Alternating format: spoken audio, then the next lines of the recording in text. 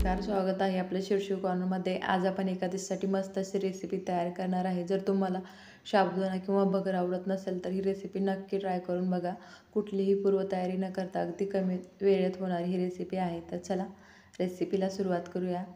इथे मी 2 मोठे चमचे साबुदाणा घेतलेला आहे आणि वाटीच्या प्रमाणात म्हणाल तर पाव वाटी साबुदाणा घेतलेला आहे। आपल्याला एक 3 ते 4 मिनिटं चांगला भाजून घ्यायचा आहे। जास्त भाजायची गरज नाही, थोडा कडक झाला पाहिजे।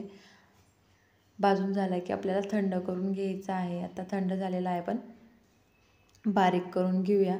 साबुदाणा हा अगदी रवाळाचा टेक्स्चरचा बारीक होतो, त्याच्यापेक्षा जास्त होत नाही। आता आपण भगर बारीक करून घेऊया। तिथं 1 वाटी मी भगर घेतलेली आहे। आता आपण बारीक करून घेतलेले आहे। ज्याप्रमाणे बारीक रवा असतो त्याप्रमाणे पिठाचं टेक्स्चर ठेवायचं आहे। आता आपण कढईमध्ये 1 चमचा तेल टाकून घेऊया। त्याच्यामध्ये 1 चमचा जिरे आणि 2 हिरव्या मिरच्या अगदी बारीक चिरून घेतलेल्या आहेत किंवा बारीक ठेचून घेतल्या तरीही चालतील।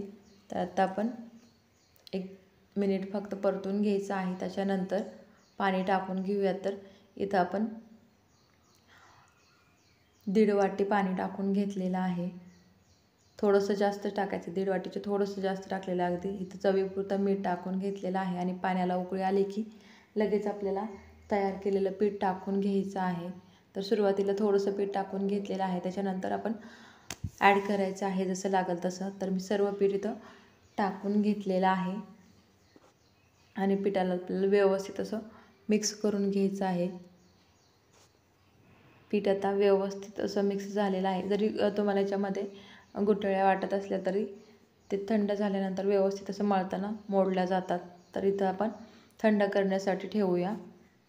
पीठ आपल्याला हलकं कोमट असतानाच मळून घ्यायचं आहे। आता आपण एका भांड्यामध्ये काढून घेऊया आणि पिठाला व्यवस्थित असं बाइंडिंग घेण्यासाठी आपण इथं उकडलेल्या बटाट्याचा वापर करणार आहे। तर बटाटा आपण खिसणीच्या साहाय्याने खिसून घेऊया। तर इथं मी 1 बटाटा घेतलेला आहे, जर लागलं तर आपण नंतर ॲड करणार आहे। पीठ आता व्यवस्थित असं मळून घेऊया आणि पीठ मळताना फक्त एकाच बटाट्याचा वापर केलेला आहे, जास्त बटाट्याची गरज लागलेली नाही। इथं आपण शेंगदाण्याचं कूट टाकून घेऊया। शेंगदाण्याचं कूट टाकणं ऑप्शनल आहे, परंतु टेस्ट मस्त येते, त्यामुळे मी इथं शेंगदाण्याचं कूट टाकलेलं आहे पाव वाटी। आणि जास्त बारीक किंवा जास्त मोठं ठेवायचं नाही आहे। तर इथं आपलं पीठ हे मळून झालेलं आहे। आता आपण ट्रायंगल्स तयार करून घेऊया। तर त्यासाठी इथं मी पोळपाटाला थोडंसं तेल लावून घेतलेलं आहे आणि तेल लावून आपल्याला उंडा तयार करून घ्यायचा आहे। सुरुवातीला आपल्याला हातानेच थोडंसं प्रेस करायचं आहे आणि त्याच्यानंतर मग बेलण्यानं चांगलं व्यवस्थित असं लाटून घ्यायचं आहे।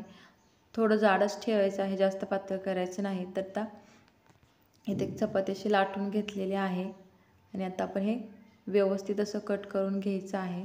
तर कट करताना जे साईडला चिरा पडलेला असतं त्यामुळे आपण साईड कट करून घेऊया। व्यवस्थित असं चौकोन तयार करून घ्यायचा आहे आणि त्याच्यानंतर आपल्याला ज्या साईजमध्ये ट्रायंगल्स तयार करायचे आहेत त्याच्यानुसार आपण इथं कट करून घेणार आहे। तर बघा इथं आपल्याला या पद्धतीने कट करून घ्यायचं आहे। जर ट्रायंगल तुम्हाला अगदी कुरकुरीत हवे असतील तर चपाती लाटताना थोडी पातळ लाटायची आहे आणि जर आतून मऊ आणि वरून क्रंची हवे असतील तर थोडेसे जाडं ठेवायचे आहेत। तर बघा मी या पद्धतीने इथं सर्व ट्रायंगल हे तयार करून घेतलेले आहेत। जास्त पातळ केलेले नाही, थोडे जाडच ठेवलेले आहेत, जेणेकरून आतून मऊ होतील आणि वरून क्रंची असे होतील। तर तेल आपल्याला सुरुवातीला व्यवस्थित असं गरम करून घ्यायचं आहे आणि त्याच्यानंतर मीडियम फ्लेमवरती आपल्याला ट्रायंगल हे टाकून घ्यायचे आहेत। ट्रायंगल तळण्यासाठी थोडा जास्त टाईम लागतो, कारण ते थोडे जाड असल्यामुळे त्याला तळण्याचा टाईम थोडा जास्तच लागतो। तर ट्रायंगल तळताना आपल्याला जास्त वेळ हलवण्याची गरज नाही, कारण थोडा जास्त टाईम लागतो, त्यामुळे ते मधून कधीतरी हलवले तर चालतात। तर इथं बघा जवळजवळ 5 ते 7 मिनिटं झालेले आहेत। आपले ट्रायंगल हे अगदी गोल्डन ब्राऊन कलरवरती तळून तयार झालेले आहेत। काढून घेऊया। कलर अगदी मस्त असा आलेला आहे आणि खूप क्रंची असे हे तयार होतात। तर बाकीचे पण आपण याच पद्धतीने तयार करून घेऊया। तर बघा इथे तुम्हाला जर साबुदाणा वगैरे खायचा नसेल तर अगदीच कुठलीही पूर्वतयारी न करता तुम्ही रेसिपी नक्की बनवू शकता। अगदी कमी वेळेमध्ये आणि सहजरित्या तुम्ही ही रेसिपी तयार करू शकता। तर इथं सर्व आपले ट्रायंगल्स तयार झालेले आहेत तळून। आता कट करून पण पाहूया. तर बघा अगदी मस्त असा ट्रायंगल तयार झालेला आहे आणि यातून अगदी मऊ आणि वरून क्रंची असा तयार झालेला आहे. तर तुम्ही पण ही रेसिपी नक्की घरी ट्राय करा आणि जर रेसिपी तुम्हाला आवडली असेल तर लाईक करा, शेअर करा, सबस्क्राईब करा आणि त्यापूर्वी बेल आयकॉनला प्रेस करा. Thanks for watching.